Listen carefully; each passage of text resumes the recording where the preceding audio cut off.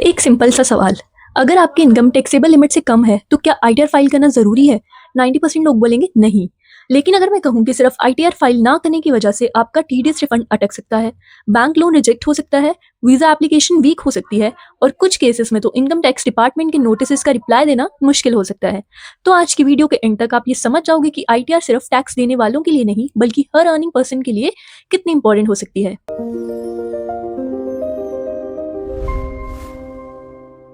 Hello everyone, welcome to sim talks tax. मैं हूं सिमरन और यहाँ हम टैक्स को सिंप्लीफाइड लैंग्वेज में समझते हैं।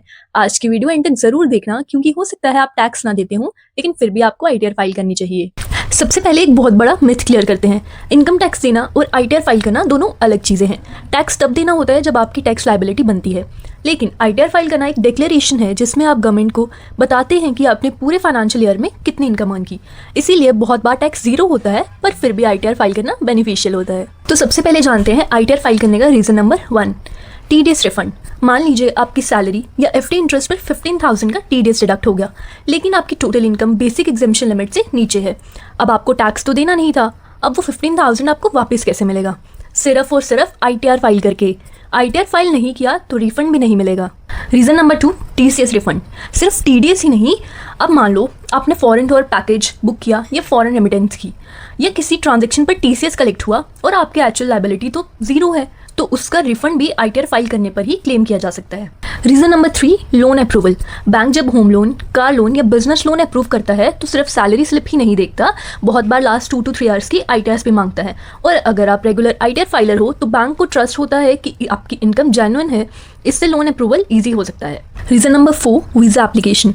अगर आप फ्यूचर में यूएसए, कनाडा, यूके या यूरोप ट्रैवल करना चाहते हो तो कई कंट्रीज वीज़ा प्रोसेस के दौरान आईटीआर्स मांग सकती हैं। रेगुलर आईटीआर्स फाइनेंशियल स्टेबिलिटी का प्रूफ बन जाते हैं। अब आते हैं उन सिचुएशंस पर जहां आईटीआर फाइल करना मैंडेटरी है। केस नंबर 1, अगर आपका इलेक्ट्रिसिटी बिल किसी फाइनेंशियल ईयर में 2 लाख से ज़्यादा है। केस नंबर 2, अगर आपने फॉरेन ट्रैवल पर प्रिस्क्राइब लिमिट के अकॉर्डिंग एक्सपेंडिचर किया है। केस नंबर 3, अगर आपके करंट अकाउंट में बिजनेस रिसीट्स प्रिस्क्राइब लिमिट से ज़्यादा हैं। केस नंबर 4, अगर आपके पास फॉरेन एसेट्स हैं या प्रिस्क्राइब्ड रिपोर्टिंग रिक्वायरमेंट्स अप्लाई होती हैं तो ऐसी कुछ सिचुएशंस पर आपके लिए आईटीआर फाइल करना मैंडेटरी हो जाता है। Now important note, mandatory filing conditions change from time to time and depend on the applicable income tax rules. Always verified first. एक और बहुत इंपॉर्टेंट बात, जितनी जल्दी आप रेगुलर आईटीआर फाइलिंग स्टार्ट करते हो उतनी स्ट्रॉन्ग आपकी फाइनेंशियल हिस्ट्री बनती है। कल को अगर आप बिजनेस स्टार्ट करते हो, कोई इन्वेस्टमेंट करते हो या कोई बड़ा लोन लेना चाहते हो तो ये आईटीआर हिस्ट्री काफ़ी यूजफुल हो सकती है। तो सिर्फ आज के बारे में मत सोचिए, फ्यूचर के लिए भी सोचिए।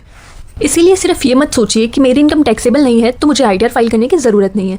हो सकता है आज ज़रूरत ना लगे लेकिन फ्यूचर में इसी आईटीआर की वजह से आपका रिफंड, लोन या वीज़ा प्रोसेस ईजी हो जाए।